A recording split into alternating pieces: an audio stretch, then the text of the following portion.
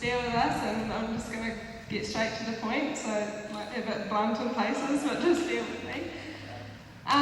Basically, Levi and I met when we were 14, together when we were 15, now almost 29, so for the last 14 years, been married for 7 years and got 3 beautiful kids together. September of last year, I pretty much quit. I had enough of our marriage, and I just chose to leave. I ventured out, got my own place, left my kids, left my husband, and just went and thought that, I can do it on my own and I can do better than this, and I was just on my own journey. It was hard. I decided to come to Breakthrough, and my first experience with Breakthrough was all about how much God loves you, and I'd come to a point in my life where I didn't even think that God loved me. Like, I just was so far down and out that it was just like me and David were just in the room together, and the whole church didn't even exist, and it was just something that I so needed to hear at the time.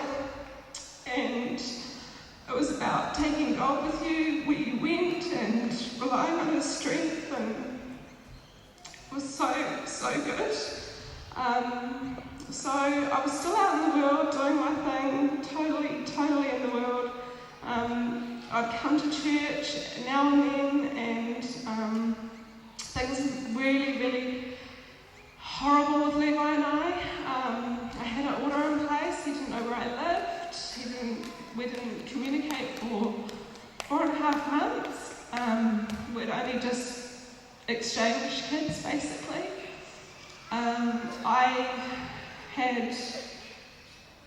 I just didn't even want to, I just did not like him one bit. I just didn't want anything to do with this man anymore, and I'd made up my mind, and I thought I was so strong and so powerful and so independent and on my own walk.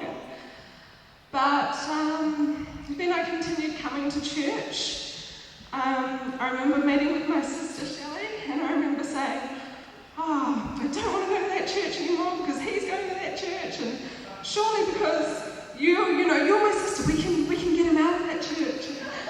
And then it was like, but it's Levi, and everyone likes Levi, and he's already made all these connections with everyone, so we can't really kick him out. And then it was like, maybe I can go to another church. No, I want to go to your church. So it was all these things that we used to talk about, and we can laugh about it now, but in the time it was just horrible. So really what I want to touch on is 4 brief things.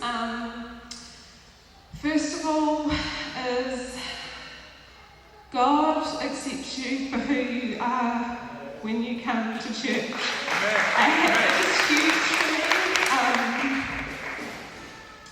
I felt like a true hypocrite coming to church. Levi and I, it was toxic, our lives. We were basically addicted to drugs for 10 years. And it was horrible since we were 18. And I'm not just talking about in the weekends or, I'm talking about 6-7 times a day, intensely. It just ruled our lives, basically. And it was really hard for me to come to church, still smoking drugs, basically. And God dealt with that pretty fast, so I'm glad He did. I went to people in church, and I just kind of said, what do I do? And it was Lottie that helped me, and she just said, just pray for desire to go. And basically that's what I did. And then David talked about a pure heart, one of the words that he shared. And I remember being in my own home, nothing to do with my husband, and just praying for a pure heart,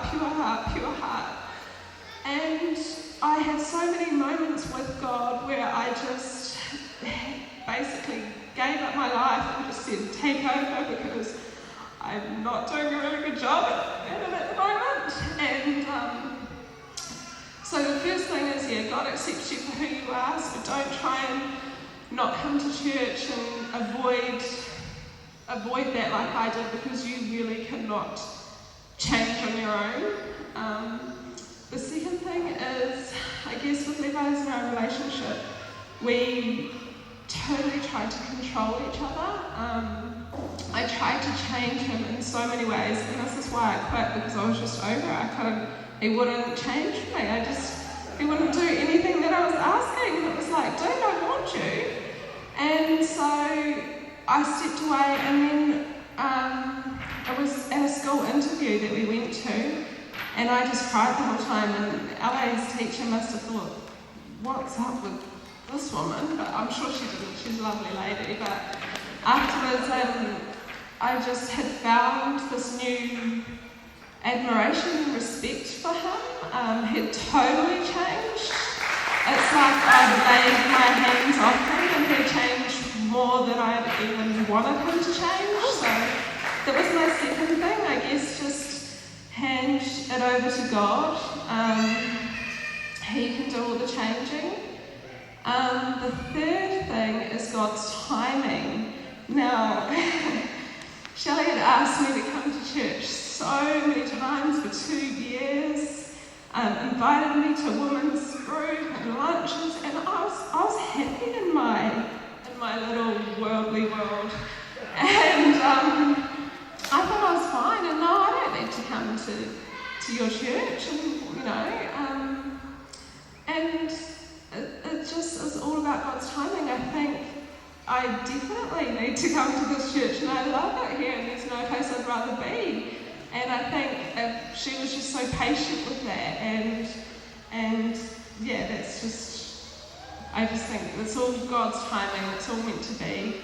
And then the fourth thing was, I think I always tried to get Levi to fill my void, and it was up to him to make me happy.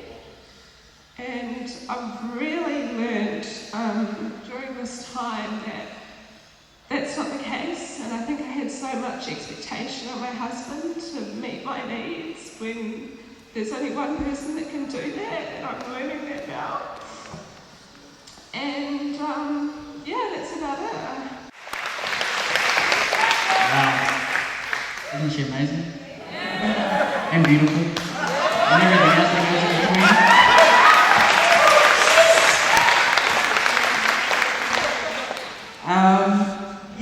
Like Jess said, she did leave me back in September, but she had every right to.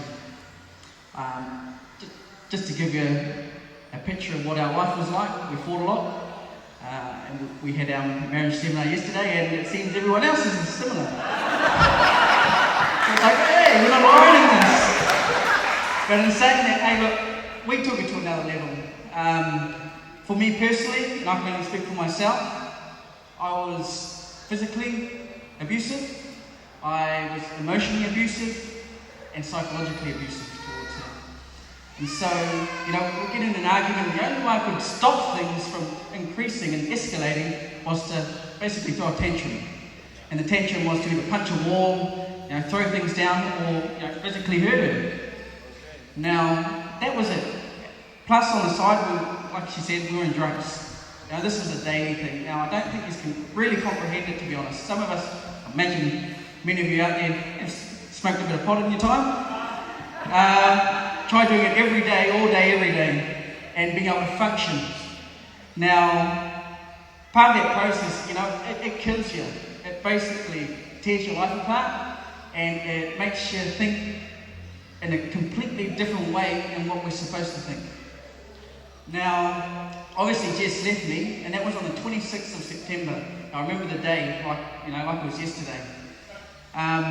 What Jess didn't know is, for the first sort of 3 weeks, I basically was on my knees, crying, praying, doing whatever I could to get my family back together. Because my life was, that's all I wanted. I lived for my family. I'd been in God before and come away. When I was in God, everything was bliss, everything worked, you know? And then I'd come away and got into drugs. In that time, everything fell to pieces. I mean, everything from our home to our businesses, every single thing you can think of fell apart. So, in that time, I was searching for the truth. And I'd look for it in all different kinds of ways, different religions even, different faiths. But it wasn't until I came to God. And I was sitting there, and I had Pastor Dave, I had Sam, I had Big Charlie at the back there, and Whana. And we're sitting in the room, and I gave my Lord to Christ again. Now, at that time, there was one thing that David said, because I wanted my family back so much. And the word he gave me was, seek first his kingdom and his righteousness, and all things will come to you as well. At the time, I didn't know what that meant. I mean, how can that be? I got to just leave her and forget about it? No way. So I went home, and for the next 3 days, I sat in my room and I went quiet. Because if you knew me before, my mind was 100 miles an hour, thinking about all the things I could do, how much money I could make, all that sort of stuff. So I had to still myself, because it wasn't until I got into that stillness that I could really hear him. And so, in that time, that's when I learned that, you know, he is the way, he is the truth, and he is the life. And also, in seeking him, you'll know the truth, and the truth will set you free. Because that's what I was looking for, freedom. In that same time, Jess would come to me, you know, she'd turn up in my driveway, we'd have these like battling matches going back and forth. But I got to a point where, because I was in God, it couldn't affect me anymore. I had to change. I had to realize and take responsibility for what I had done and show Jess that, hey, I'm a different man now. I'm not that same man that I used to be. And so it got to a point where, no matter what Jess said, I had Jesus in my heart, and I was able to portray that back to her in his light, just through my actions. So I wasn't talking much. I never really talked to her, because I couldn't. What you did was I had a dictionary out of me that said, hey, I can't talk to you. And say, okay, I'll do it through my actions. But I guess the other thing that came to me was, another scripture was that there's only one Lord, one God, for starters. I'd obviously been searching in all these different areas. And that love the Lord your God with all your heart, soul, mind, and with all your strength. And the second one is love thy neighbour as thyself. Okay, so if I love my neighbour as much as myself, how much should I love this woman being my wife?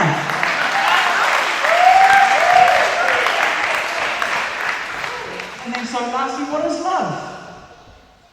And in 1 Corinthians 13:14, love is patient, love is kind, it does not envy, it does not boast, it isn't proud, it does not dishonor others, it's not self-seeking, it's not easily angered, it keeps no record of wrong. Now, this is one for all of you. Keeps no record of wrongs. Love does not delight in evil, but rejoices with the truth.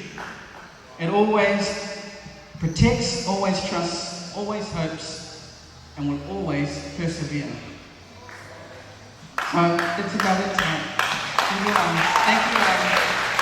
Now, we still have our moments, but the first thing is we're both seeking God, and we're making him our priority in our lives. And through that, all things will come.